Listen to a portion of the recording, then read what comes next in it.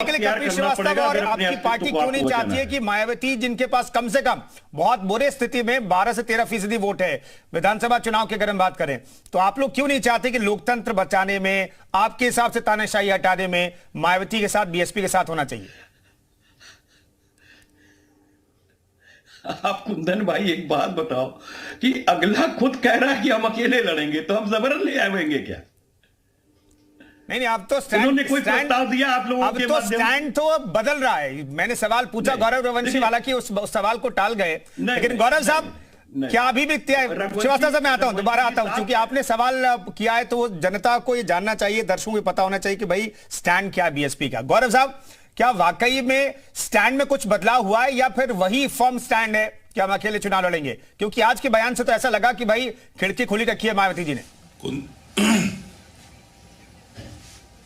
कुंदन जी, देखिए, मैंने आपको बोला, बहन जी ने स्पष्ट कहा है कि परिस्थितियां कब बदलेगी, कब हमारी विचारधारा के अनुरूप लोग आएंगे, कब हमारी विचारधारा से समाहित होंगे।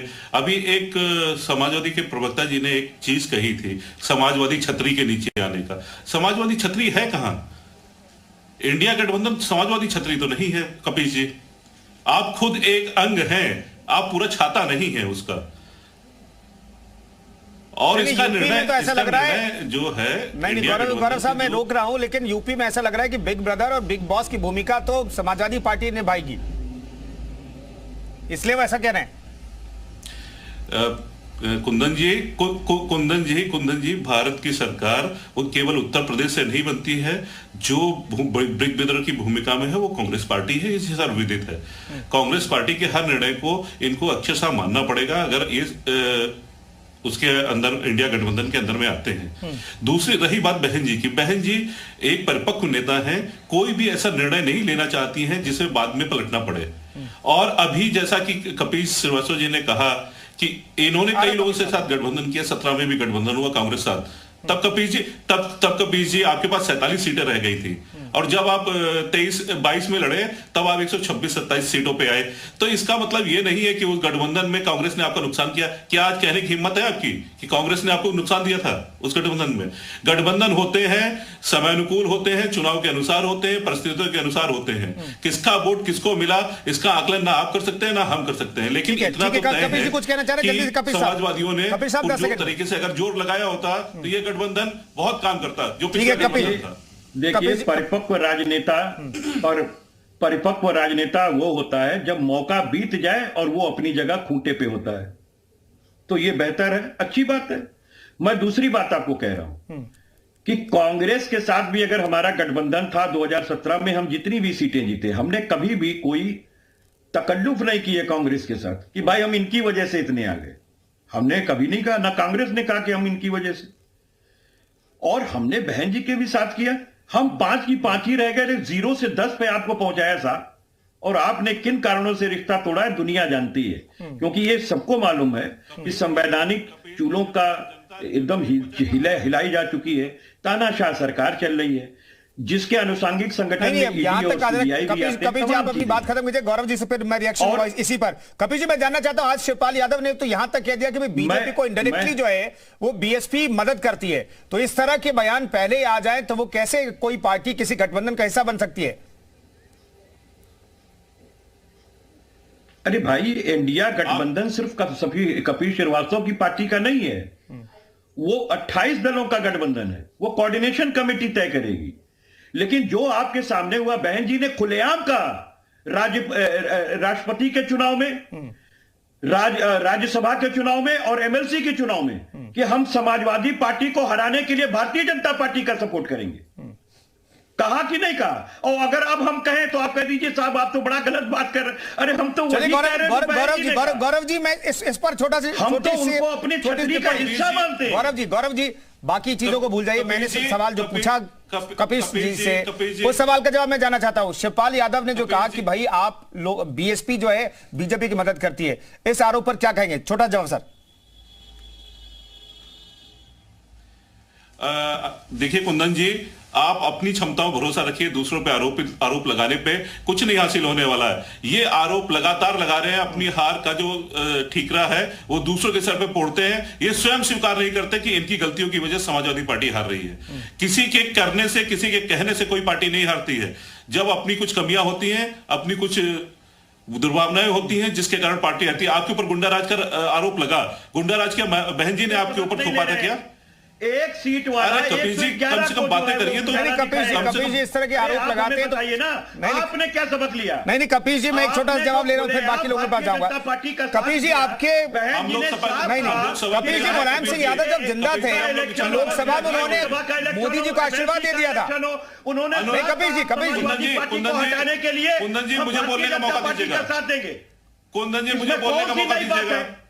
मुझे स्पष्ट बोलने का मौका दीजिए, मैं इनका जवाब देना चाहूंगा। गौरव जी जल्दी से जवाब देना चाहूंगा। कुंदन जी जल्दी से आप कह दीजिए कि आपने राज्यसभा में। कुंदन जी देखिए, हम लोगों ने कहीं कपिल जी उसी पर मैं सवाल पूछ रहा हूँ। कपिल जी, गौरव जी कपिल जी उसी पर मैं सवाल पूछ रहा हूँ। कपिल जी बयानों की अगर हम बात करते हैं तो फिर मुलायम सिंह यादव ने लोकसभा में खड़े होकर के क्या प्रधानमंत्री नरेंद्र मोदी को जीत का आशीर्वाद नहीं दिया था? प्रत्याशी कौन था? कपिल जी, आप राष्ट्रपति का प्रत्याशी में कौन सा समाजवादी पार्टी? अरे हमने ये तो एक हॉस्पिटैलिटी है कि जब सत्र का अवसान होता है तो कुछ भी बोलेंगे, कॉम्प्लीमेंट दिया जाता है।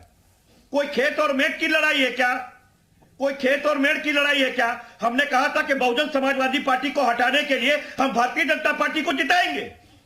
चलिए ठीक है, ठीक है। पुनीत साहब, कांग्रेस को स्टैंड लेना है और कांग्रेस के प्रवक्ता कह रहे हैं कि भाई कोऑर्डिनेशन कमेटी तय करेगी। कब तय होगा? अगर बीएसपी को लाना है गठबंधन में या नहीं लाना है, कब तय होगा?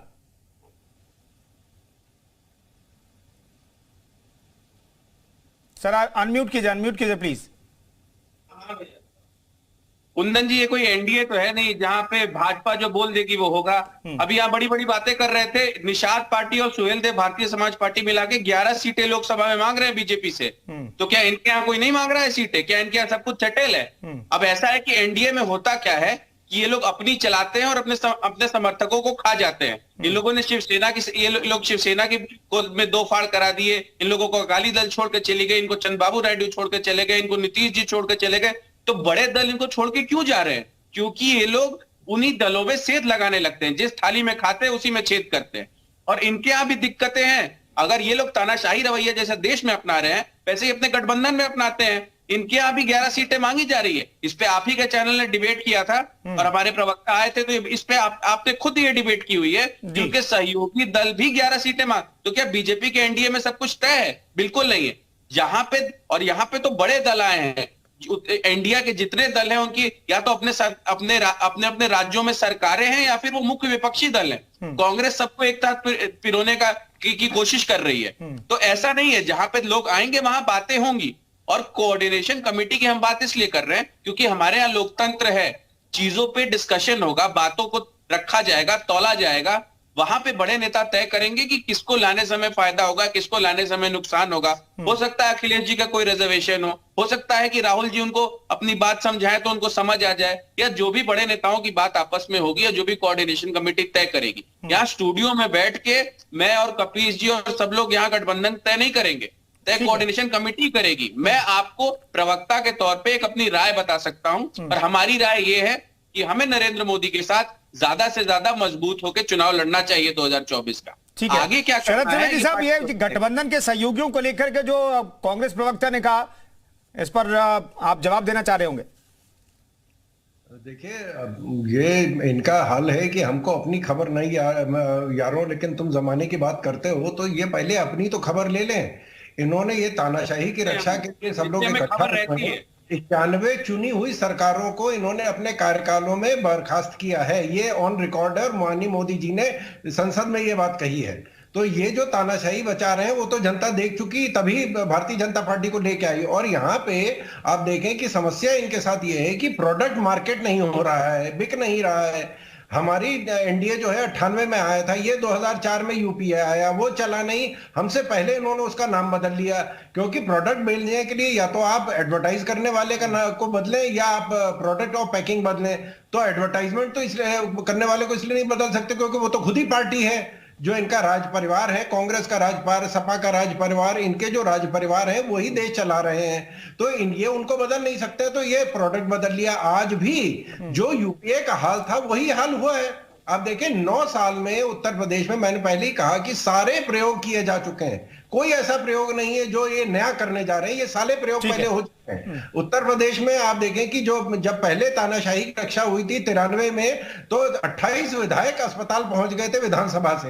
ये विधानसभा के बाहर की बात नहीं, अंदर की बात है। और बहन जी अपनी जान बचाई थी किसी तरह उन्होंने। तो ये जो तानाशाही को बचाने के लिए, ये तानाशाही नहीं, अपनी जान बचाने के लिए, अपनी रक्षा के लिए ये गठबंधन है। कोई देश की ठीक है, मैं लौटता